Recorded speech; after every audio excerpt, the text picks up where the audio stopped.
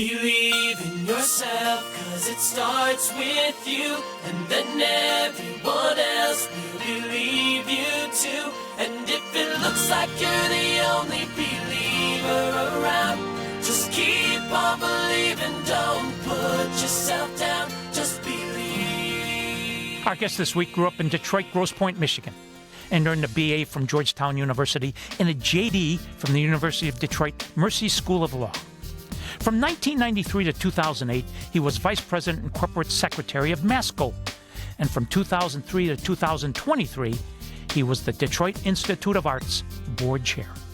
The DIA, one of the premier art museums in the U.S., is home to more than 65,000 works that comprise a multicultural survey of human creativity from ancient times through the 21st century. His name, Gene Gargaro. And I'm Jack Krasula, and this is Anything is Possible on 760 WJR.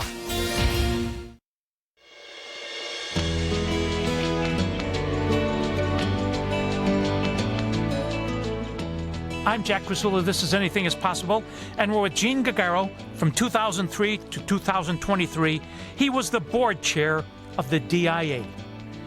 And many of his friends affectionately call him Saint Gene. So, St. Gene, welcome. What an honor. Jack, thank you. It's my pleasure to be here. Let's go back to your childhood. Let's start with your grandfather. He started a little business. Well, that's right. My grandfather, Don Gargaro, started in the early 1900s the Gargaro Construction Company and had 6 sons and became quite successful at it through hard work. And when my grandfather retired in the 50s, it was the then largest type of construction company in Michigan.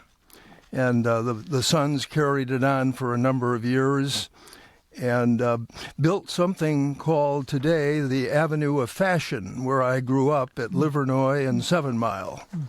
So great memories. All right, on your mom's side, what about the grandfather on the mom's side?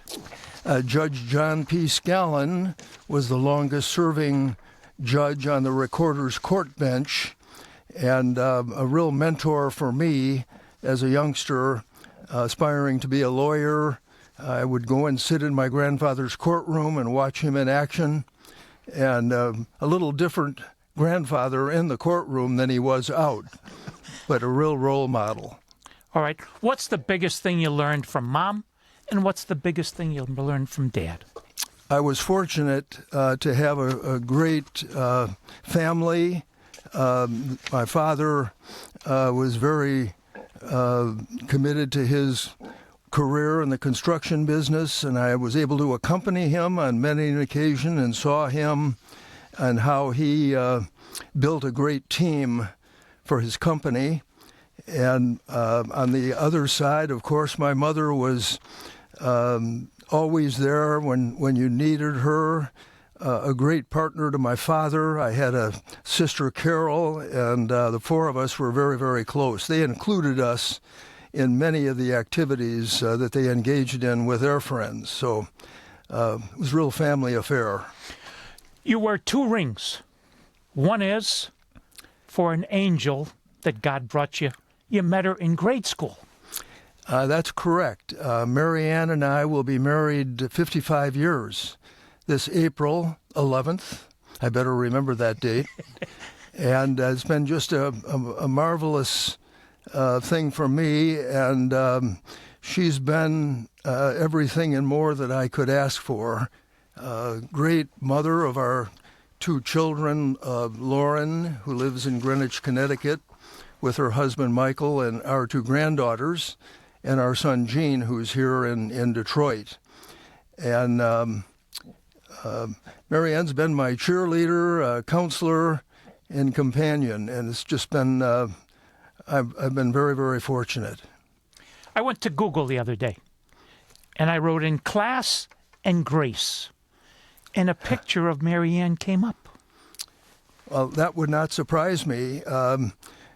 She's been very involved herself in a number of things, from teaching in Detroit's inner city when we first met, volunteering, became very involved, of course, at the Detroit Institute of Arts, where she chaired the American Wing Board, and then received a wonderful recognition when we were both honored by the museum for all of the different activities we engaged in there. But we had a real partnership, and I was, as I say, I was very fortunate to have her in my corner when I needed her.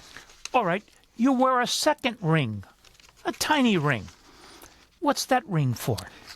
Well, it's a ring that I hope can be updated soon, but it has a 1957 Detroit Lions World Championship date on it, and in that year, I was fortunate to be. I like to think at my age, people might even believe that I was on the team. But when they ask the pertinent question, well, what did you do? I have to admit that I was the then water boy for the Detroit Lions, and still have wonderful memories of that experience, of course, with some of the great people I was able to associate with, travel with, and become friends with. Bobby Lane, you got to tell us a story. How long do we have?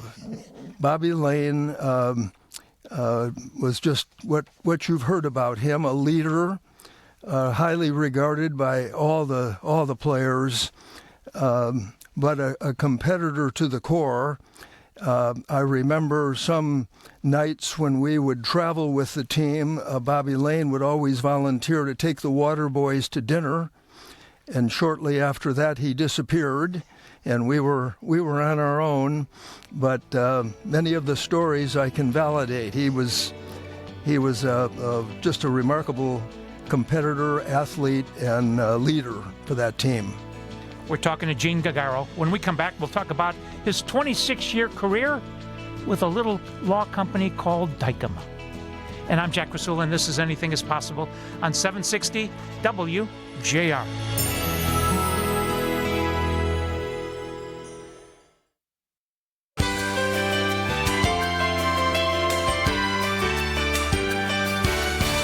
Welcome back to Anything is Possible. I'm Jack Krasula, and we're with Gene Gargaro. From 1967 to 1993, you were a senior member of the Dykema law firm. Talk about that chapter in your life. Well, it's a wonderful chapter in my legal career. When I started, the firm was Dykema, Gossett, Spencer, Goodnow, and Trigg. We had 30 lawyers. I knew all the lawyers, of course, and most of their families. When I left in 1993 to go to Masco Corporation, we had more than 300 lawyers. The firm had changed significantly with offices around the country, and still a remarkable group of professionals. I had the benefit of some wonderful mentors, as you would expect, and it prepared me very, very well to take on my next career at Masco Corporation when I left Dykema in 1993. You'd been there 26 years. Why did you ever leave and go to this company called Masco Corporation? It was not easy. I remember explaining the answer to that question to some of my colleagues at the Dykema firm, and it was a tough sell.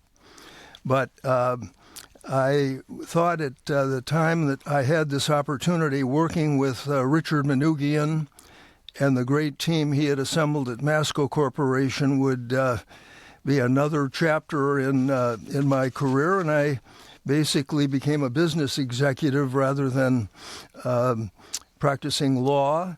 But the legal background was very, very helpful. And I was fortunate to join the team at Masco and work closely with Richard until probably 2008 or 9, when I retired as an officer, and I today serve as president of the Manoogian Foundation. Legendary name, Richard Manoogian. Tell us about Mr. Manoogian. Again, someone I look back on as a person that was remarkable to work with, intellectually, strategically a great builder of companies, and I think over the years had acquired some 60 companies at Masco Corporation, in addition to having a terrific group of executives to work with. Not only was he a business personality and leader, but a consummate volunteer for the city of Detroit, as you might know. Chaired the board at the Detroit Institute of Arts for 12, 14 years. On the side, became the foremost collector of American art in the country, and other things that he enjoyed collecting. So hard to keep ahead of him. I was always 3 steps behind. I don't think so. All right. Tell us about Masco. 60 companies. A fascinating time to be there, as I recall. Started with Alex Manoogian, Richard's father, inventor of the single-handle Delta faucet. And then when Richard joined in the late 50s, he took a $14 million annual sales company to a $12 billion or more annual sales company over a period of 40 years. And just a fascinating experience to, as a lawyer, observe the process, not from just the closing standpoint, but from the strategic standpoint of why acquire this company? How will it fit into our family of companies? And I mention family because when Masco acquired a company, you joined a family. Today it could be different, but in those days you joined because you continued to run your company with other similarly situated entrepreneurs. So it was truly a family experience. You and Marianne have done a lot for me. One of which was a couple times I got invited to a little function at the Masco headquarters right by 94 and Telegraph, and you walk the hallways, and it's almost like being in the Louvre. The art on the walls were unbelievable. Best kept secret for a long time that we housed that collection on Van Born Road. You're correct. Over the years, we began having more public activities at the company, and that became a museum stop that many people wanted to have and come back. And Richard would say that our acquisition affinity was built because he needed bigger space to hang his art. And it was truly amazing to have art throughout the building and in your offices of just remarkable provenance. In the 80s, he asked you to get involved with this entity called the Detroit Institute of Arts, just down the street from us. How did you first get involved? The Detroit Institute of Arts, obviously well known around the world. I started serving on the board in the 90s as a volunteer, just to observe how Richard ran the museum's board at the time. In the late 90s, the then governor, John Engler, asked me to become the chair of the Michigan Council for Arts and Cultural Affairs. In that role, I was able to tour Michigan on behalf of the council and saw firsthand how revered the Detroit Institute of Arts was. Whether you were in Marquette or in Grand Rapids, it was the place to go to see great art. In the early part of 2003, Richard said one day when we were meeting, he had served for 14 years as board chair. Would I like to try it for a couple of years? And as I think I've mentioned, when the chairman of the company asks you for that kind of opportunity, you say, when do I start? And a couple years turned into 21 years. Well, it's as I look back, it was remarkable. Starting then, we were just opening the new DIA in 2007 after a $160 million makeover, adding new galleries and space.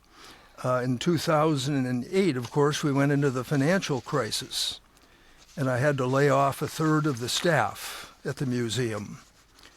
In 2010, Governor Snyder stopped funding the arts, given the situation in Michigan at the time. So in 2012, we were fortunate to pass a historic tri-county millage among Wayne, Oakland, and Macomb County and form some marvelous partnerships that we still enjoy today. We're talking to Gene Gargaro. When we come back, we're going to talk about those 3 or 4 things he just mentioned casually in the next segment. And I'm Jack Krasula, and this is Anything is Possible on 760 WJR.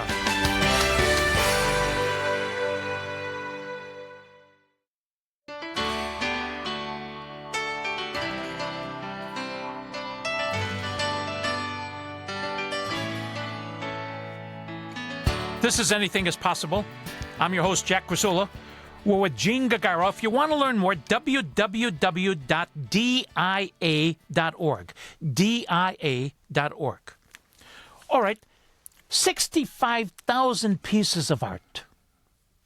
Where do you keep them all? Well, the art is basically housed in the institution, but what you see is just a small percentage of the collection, of course.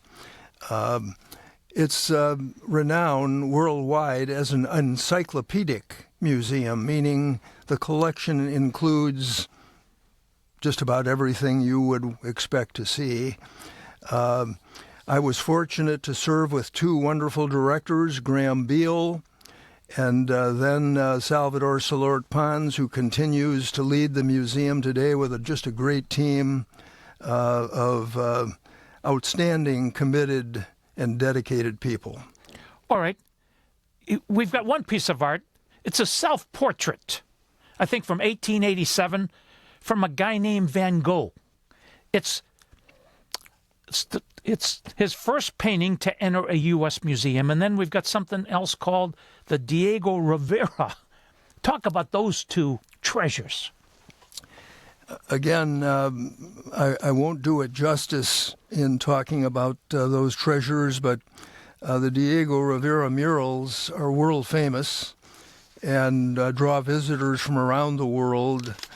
It's a real treat to just stand in that area and watch people see that, have that experience for the first time. Just remarkable. That was done in the 30s with the oversight and blessing of Edsel Ford, who was the then patron and leader at the Detroit Institute of Arts, among many other things he did.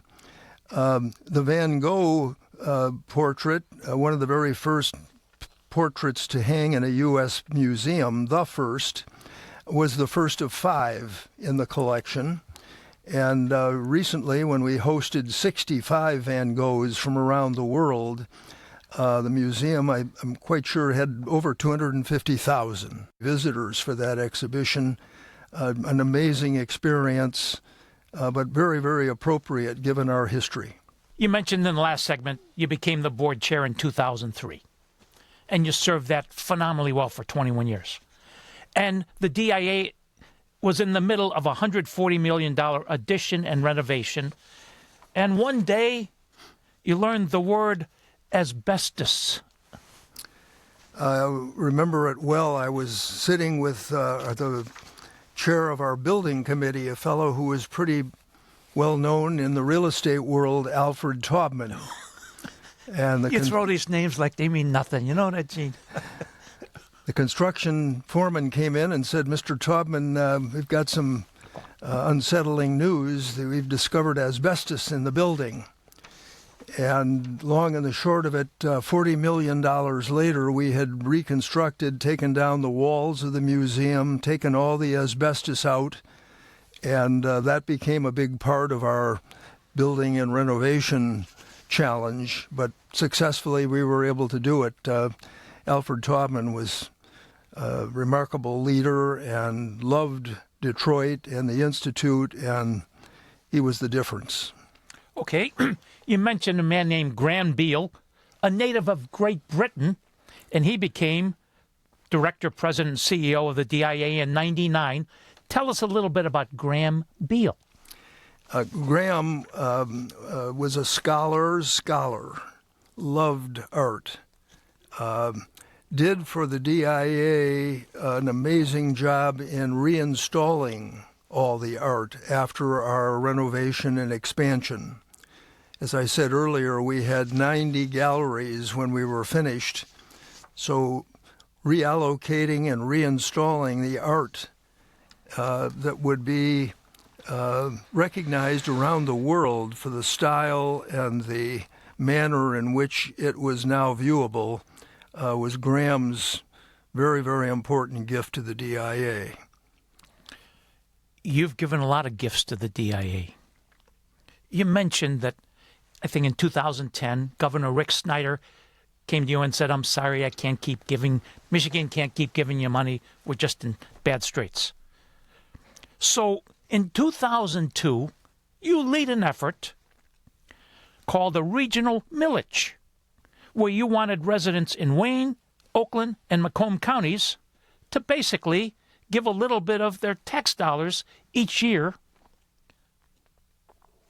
The name of the show is With God's Anything is Possible, but L. Brooks Patterson would have told you, that's impossible, Gene. Ain't going to happen. How'd you do it?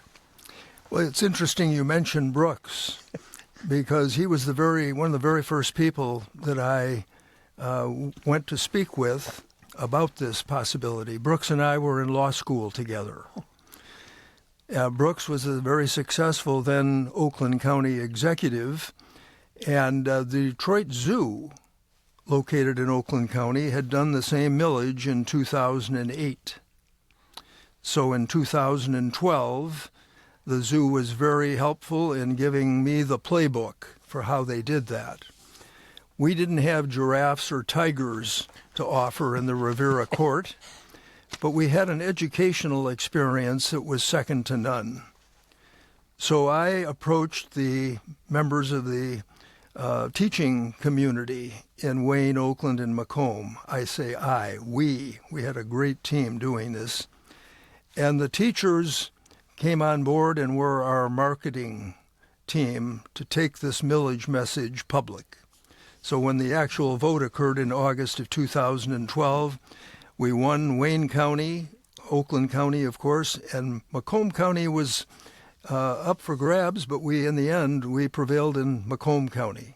And as I said earlier, the millage dollars are important, of course, but the relationships we have today with Dave Coulter in Oakland County, Warren Evans in Wayne County, and Mark Hackle in Macomb County are invaluable. And there are marketing departments today. They really understand the benefit of our partnership. We're talking to St. Gene Gargaro. If you want to learn more, www.dia.org. The Jewish carpenter taught us a lot of things. One of the biggest things he gave us was the 8 Beatitudes. And friends, the one, blessed are the meek, for they shall inherit the earth. If you don't believe that that's possible today, just meet Gene Gargaro. You live that every day. So today, I think 65% of the museum operations come from that regional millage. So, okay, 2015, you promote a man to become the new director, president, and CEO of the DIA. Tell us about him. Salvador Solort Pons was a curator at the museum for a number of years before that time. I was very impressed with his enthusiasm, his people skills, and his scholarship. So when Graham retired in 2015, Salvador, of course, was a candidate. We had a very good search committee and interviewed a number of very qualified candidates, some sitting museum directors from around the country, and in the end selected Salvador in 2015, and it's hard to believe he's coming up on his 10th anniversary there. But his reign has been featured by the post-bankruptcy period, which was quite unsettling because we were coming out of a very significant financial commitment. It impacted our fundraising going forward for a period of time. Salvador became a very good fundraiser and ambassador. And as I said earlier, for what Graham Beale did inside the DIA and reinstalling the collection, Salvador has done outside the museum in building relationships with political, business, educational, and the broad Michigan community. Has built a great team, and the last 2 years, I'm bragging now, the DIA has been voted the #1 art museum in the United States by a survey of USA Today readers around the United States. We're talking to Gene Gargaro. If you want to learn more, www.dia.org. When we come back, since we're talking about art, I'm going to ask you to paint us a picture, a financial picture, of the city of Detroit in 2013. And I'm Jack Krasula, and this is Anything is Possible on 760 WJR.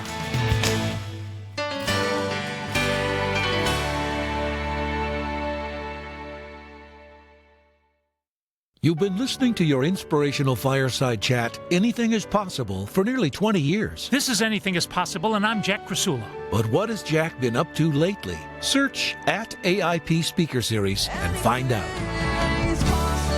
Jack has interviewed thousands of historical voices, some of whom have offered him their philosophy of life, like Tom Izzo. And Tom writes, work hard, persistence always wins out, discipline is the highest form of love. Stay humble. The great Ernie Harwell. My aim is to do justice, love mercy, and walk humbly with God. And the voices of our generation. I am reassured continuously that His unfathomable love and mercy are the greatest gifts of my life and my constant source of strength, reassurance, and guidance. His Holiness, Pope Francis. @AIP Speaker Series is the YouTube channel where all of these jewels can be heard, including some of Anything is Possible's greatest guests. And we're with Mitch Albom. The Little Liar is really a book about truth and lies and the price we pay when we lie.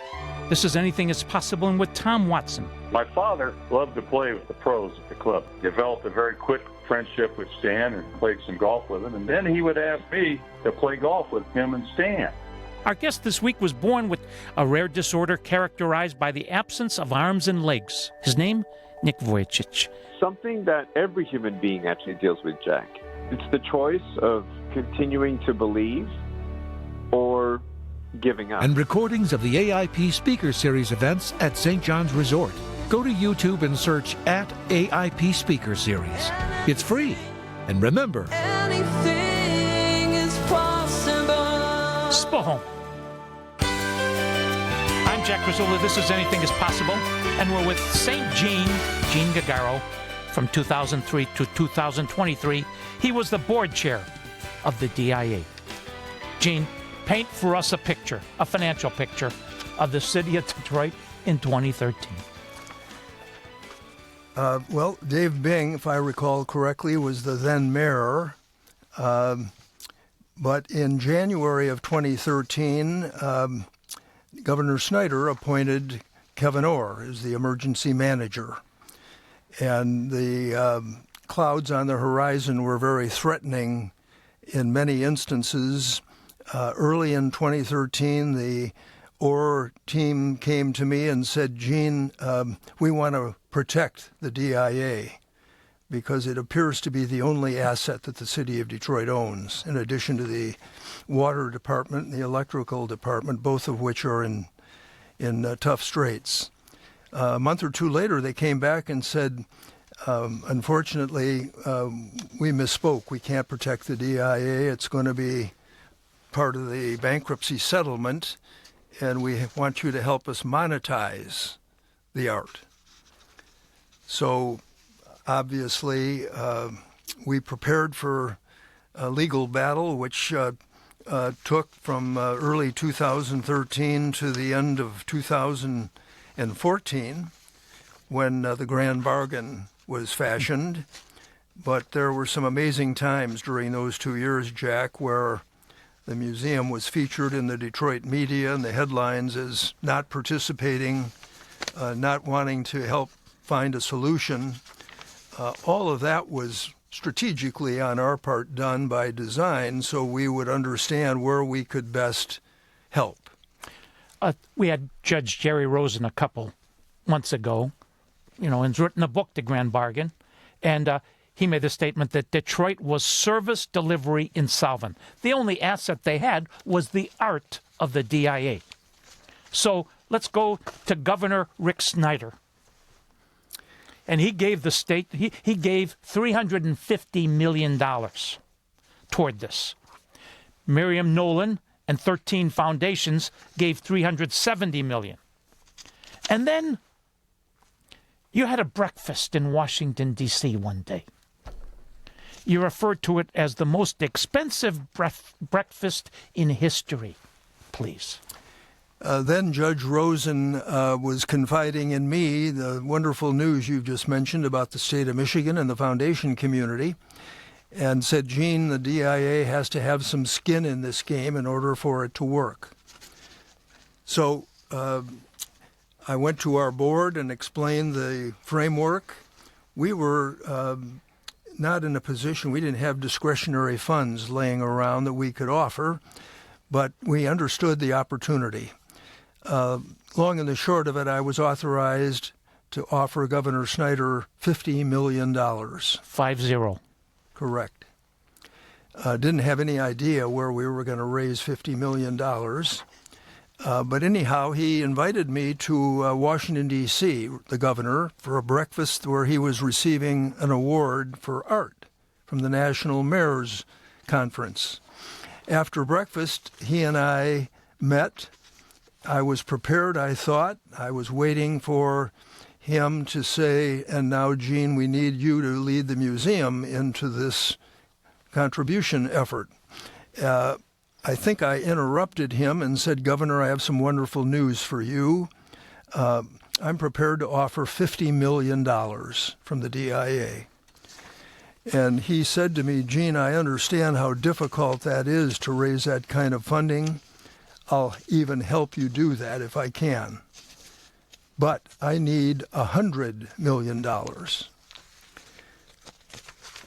I thought, I could go back to Detroit and convene the board and try and make the sale for this number, but I also thought, here's the leader of the state of Michigan asking me for help.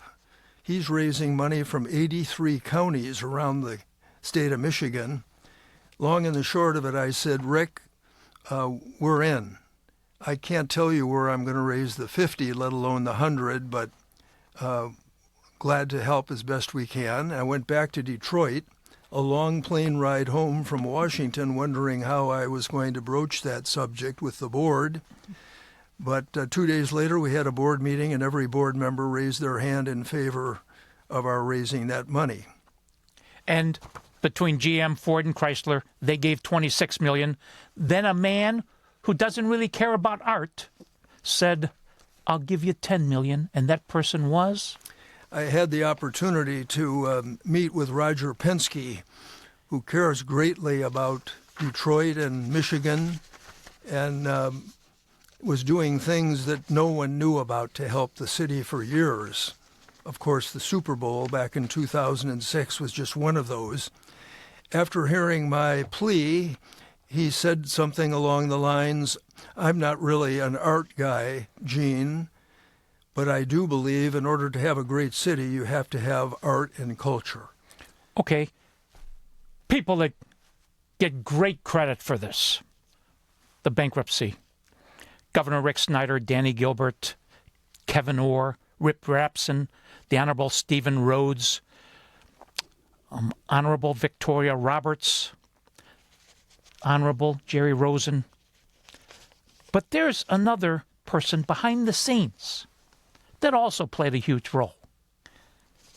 And her name is Marianne Gargaro. Well, that's wonderful for you to say that, and it's true. There were times in those 2 years that I mentioned to you where the situation was looking quite dire, and surrounded by lawyers and business people and others who were saying, you know, it's really time to sell a Van Gogh or two, Gene, and put some real money on the table. I would go home in the evening, and Mary Ann would greet me to say, "What's this I hear about selling art?